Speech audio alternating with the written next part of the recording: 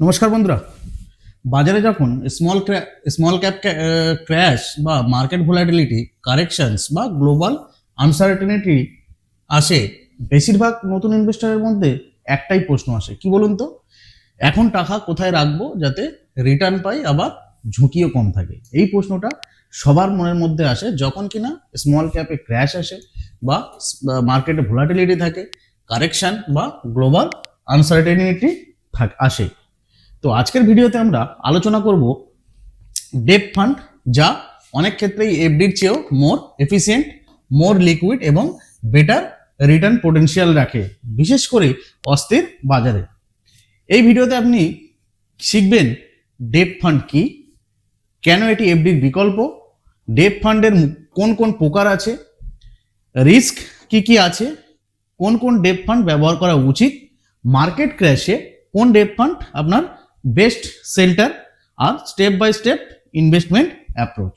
ঠিক আছে, আর ভিডিওটি শেষ করলে আপনি স্পষ্ট বুঝতে পারবেন আপনার জন্য ডেট ফান্ড দরকার কিনা এবং দরকার হলে কোনটা বেছে নেবেন। ঠিক আছে, তো চলুন তাহলে ভিডিওটি শুরু করা যাক। প্রথমে আমরা ছোট্ট একটা কনসেপ্ট দিই যে ডেট ফান্ড অ্যাকচুয়ালি কি, যে ডেট ফান্ড আমরা যেটা বলি ডেট ফান্ডটা কি।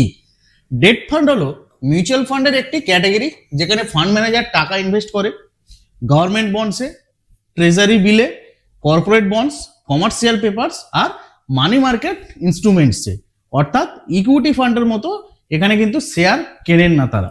ঠিক আছে, সোজা ভাষায় যদি আমরা বুঝি, ডেট ফান্ড ইকুয়াল টু আপনার ফান্ড ম্যানেজারকে টাকা দেন।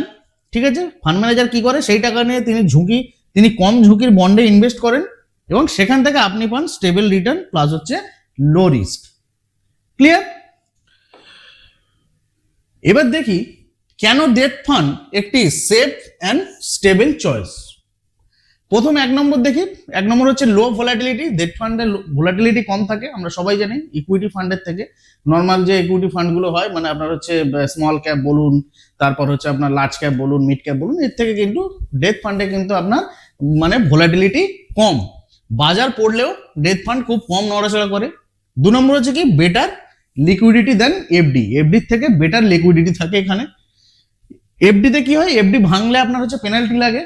মানে ধরুন আপনি 3 বছর বা 1 বছর বা 5 বছরের জন্য ধরুন আপনি এফডি করেছেন, তো এফডি যদি আপনি ইনিশিয়ালি যদি আপনি ভাঙতে চান আপনার ম্যাচুরিটির আগে, তো সেক্ষেত্রে একটা পেনাল্টি দিতে হয়। কিন্তু লিকুইড ফান্ড বা আলট্রা শর্ট ফান্ডে এই পেনাল্টি নেই। কিছু ফান্ডে স্মল এক্সিট লোড আপনার থাকতে পারে। ঠিক আছে, কিছু কিছু ফান্ডে মানে ছোট ছোট মানে আপনার এক্সিট লোড থাকতে পারে। 3 নম্বর হচ্ছে কি মোর ট্যাক্স এফিসিয়েন্ট।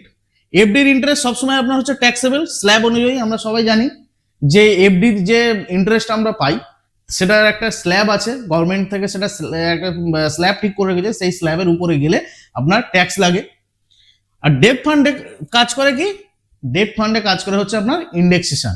ঠিক আছে, লং টার্ম রুলস অনুযায়ী বর্তমান গণনার বেশি ট্যাক্স বান্ধব ফল হতে পারে।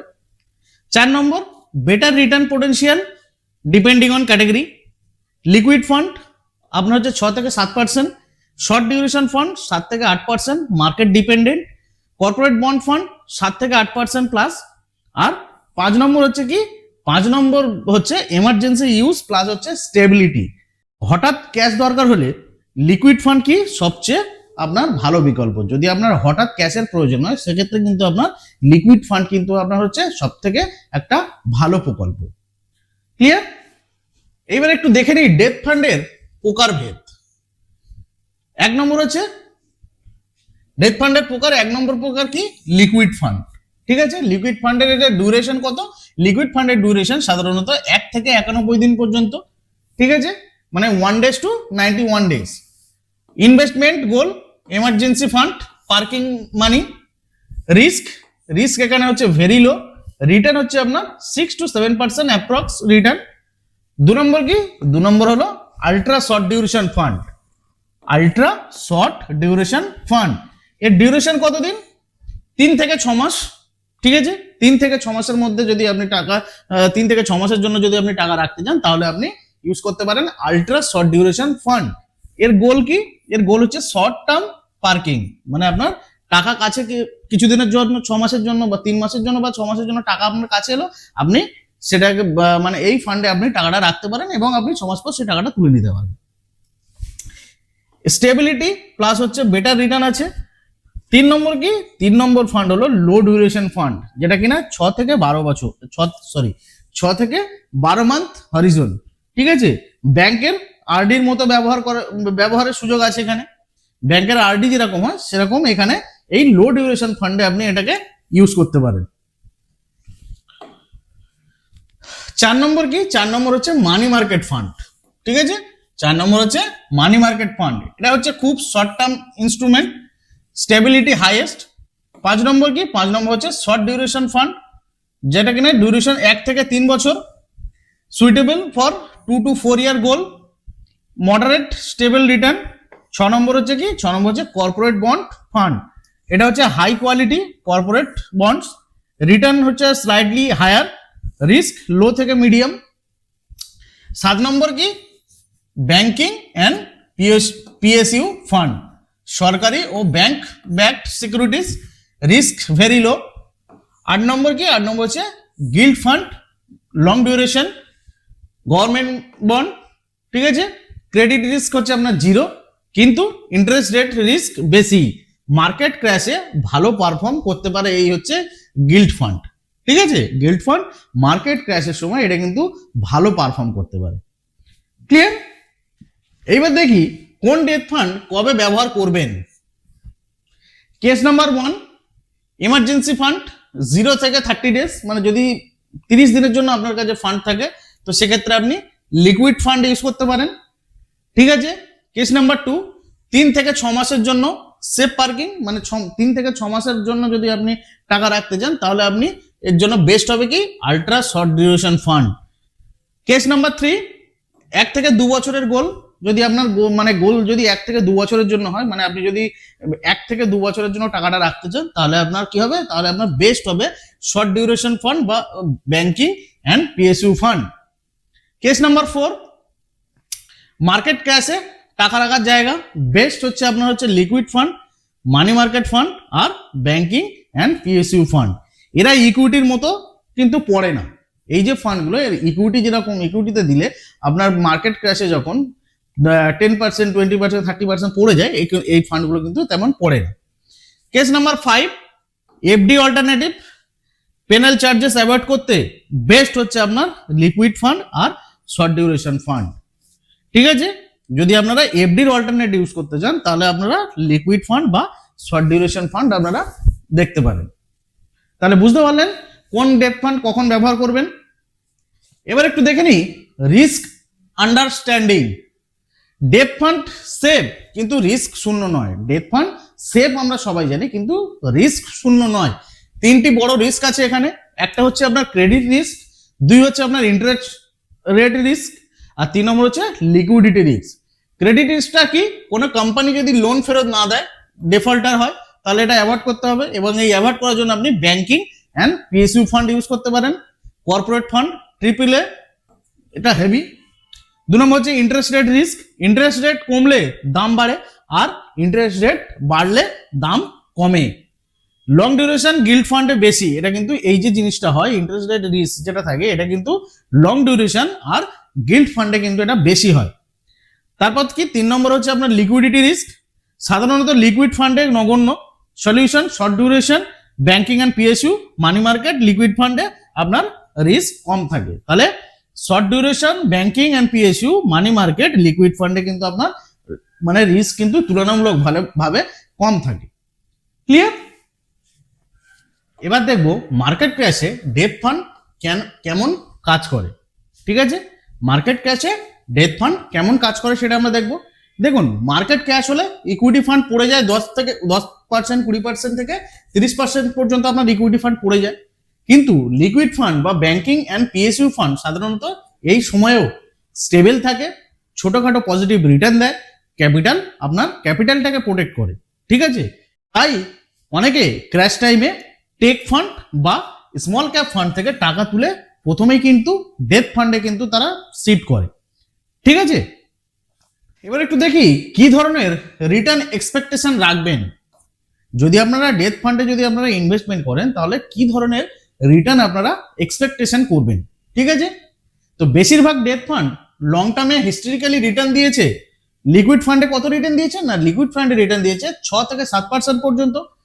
আল্ট্রা শর্ট ডিউরেশন ফান্ডে রিটার্ন দিয়েছে আপনার 6 থেকে 7.5% পর্যন্ত। আর শর্ট ডিউরেশন ফান্ডে রিটার্ন দিয়েছে 7 থেকে 8% পর্যন্ত। এবং কর্পোরেট বন্ডে রিটার্ন দিয়েছে 7 থেকে 8% পর্যন্ত প্লাস। ঠিক আছে, এফডির মতো ফিক্সড নয় ঠিকই, কিন্তু ফলাফলে এফডির থেকে কিন্তু বেশি এফিসিয়েন্ট হচ্ছে আপনার হচ্ছে ডেট ফান্ড। বুঝতে পারছেন? এফডির থেকে তো অবশ্যই এটা ভালো নাকি? এফডির তো একটা ভালো বিকল্প। যারা এফডির মতো স্টেবল রিটার্ন চান তাদের জন্য কিন্তু ডেট ফান্ড কিন্তু হচ্ছে খুবই একটা ভালো এবং উপযোগী একটা ইনস্ট্রুমেন্ট। ক্লিয়ার? এবার দেখি কোন ইনভেস্টরের জন্য ডেট ফান্ড বেস্ট। ঠিক আছে, you should choose debt fund when, মানে কখন আপনি ডেট ফান্ড আপনার জন্য বেস্ট হবে, কি কি কারণ সেইগুলো। তো ডেট ফান্ড আপনার জন্য বেস্ট কখন হবে? যদি আপনি স্টেবিলিটি চান, ঠিক আছে, মার্কেট ক্র্যাশের সময় আপনি মানে সেফ প্লেস চান, তাহলে আপনার জন্য ডেট ফান্ড ভালো। এমার্জেন্সি ফান্ড পার্কিং করার দরকার আছে আপনার, তাহলে আপনি ডেট ফান্ড করুন। এফডির মতো লো রিস্ক প্লাস হচ্ছে আপনার বেটার রিটার্ন চান, তাহলে আপনি ডেট ফান্ডে ইনভেস্টমেন্ট করতে পারেন। আপনি যদি কনজারভেটিভ ইনভেস্টর হন, যদি আপনি ভয় পান, ঠিক আছে, যে আপনার টাকা মানে ডুবে যাচ্ছে মিউচুয়াল ফান্ডে বা স্টক মার্কেটে, ঠিক আছে, আপনি যদি ভয় পান, যদি সামান্য নেগেটিভিটি দেখে, যদি আপনার পোর্টফোলিও নেগেটিভ দেখে যদি আপনি ভয় পান, তাহলে আপনি ডেট ফান্ড ইউজ করতে পারেন। আর যদি আপনার শর্ট টার্ম গোল আছে, ঠিক আছে, শর্ট টার্মের জন্য যদি আপনার কোনো গোল থাকে, তাহলে আপনি ডেট ফান্ড ইউজ করতে পারেন। যদি আপনি পেনাল্টি ফ্রি লিকুইডিটি চান, তাহলে আপনি ডেট ফান্ড ইউজ করুন। এফডি ট্যাক্সেবল ইন্টারেস্টও আপনি বিরক্ত হয়ে যাচ্ছেন, তাহলে আপনার জন্য কিন্তু উপযুক্ত হচ্ছে ডেট ফান্ড। ঠিক আছে, এই যে 8টা পয়েন্ট আমি বললাম, যে এই 8টা পয়েন্ট যদি আপনার সঙ্গে যদি মিলে যায়, তাহলে আপনার উচিত আপনার ডেট ফান্ডটাই আপনার বেছে নেওয়া। বুঝতে পেরেছেন? কোন ডেট ফান্ড কোন ইনভেস্টরের জন্য? ঠিক আছে, ডেট ফান্ডের মধ্যেও তো ক্যাটাগরি আছে, তাই না? তো বিগিনার লেভেলে যদি আপনি থাকেন, আপনি যদি মানে প্রথম যদি আপনি এখন ইনভেস্টমেন্ট করতে চাইছেন বা শুরু করছেন, যদি আপনি বিগিনার হন, তাহলে আপনি লিকুইড বা আল্ট্রা শর্ট ফান্ড ইউজ করুন। যদি আপনি কনজারভেটিভ হন, তাহলে আপনি ব্যাংকিং অ্যান্ড পিএসইউ বা কর্পোরেট বন্ড ইউজ করুন। যদি আপনি শর্ট টার্ম গোল হয় আপনার, ঠিক আছে, আপনার যদি শর্ট টার্ম গোল থাকে, তাহলে আপনি শর্ট ডিউরেশন ফান্ড আপনি ইউজ করতে পারেন। ক্লিয়ার? তাহলে আজকের ভিডিওতে আমরা কি দেখলাম? আজকের ভিডিওতে আমরা দেখলাম যে ডেট ফান্ড কি, কেন এটি এফডির বিকল্প, কোন ফান্ড কবে ব্যবহার করতে হবে, কোন ডেট ফান্ড মার্কেট ক্র্যাশের সময় বেস্ট, কোন রিস্ক কিভাবে অ্যাভয়েড করবেন। ঠিক আছে, যদি আরো যদি জানতে চান ডেট ফান্ড ভার্সেস এফডি বা বেস্ট লিকুইড ফান্ড সম্বন্ধে, তাহলে আপনারা অবশ্যই কমেন্ট করে জানান যে আপনারা কোন ডেট ফান্ড নিয়ে আপনারা ভিডিও চাইছেন, বা আপনারা ডেট ফান্ড ভার্সেস এফডির যদি আপনারা কম্পারিজন চান, সেটাও আপনারা কমেন্ট করে জানান। ঠিক আছে, এই ছিল আজকের ডেট ফান্ড নিয়ে আজকের ভিডিওটি কেমন লাগলো আপনাদের অবশ্যই জানাবেন কমেন্ট করে। আর ভিডিওটি আপনাদের যদি সত্যিই ভালো লেগে থাকে, অবশ্যই একটা লাইক করবেন, কমেন্ট করবেন, প্রচুর শেয়ার করবেন বন্ধু বান্ধবদের মধ্যে। আর আমাদের চ্যানেলটিতে যদি আপনারা নতুন এসে থাকেন, তাহলে কি করতে হবে? চ্যানেলটিকে অবশ্যই তো সাবস্ক্রাইব করতে হবে। চ্যানেলটিকে অবশ্যই সাবস্ক্রাইব করে বেল আইকনটিতে ক্লিক করে দিন, যাতে এইরকমই মানে হেল্পফুল ভিডিও আবার আপনারা দেখতে পারেন আমাদের এই চ্যানেলে। ঠিক আছে, দেখা হচ্ছে তাহলে এরকমই কোনো গুরুত্বপূর্ণ এবং হেল্পফুল ভিডিওতে, পরবর্তী কোনো ভিডিওতে। সবাই ভালো থাকবেন, সুস্থ থাকবেন, নমস্কার।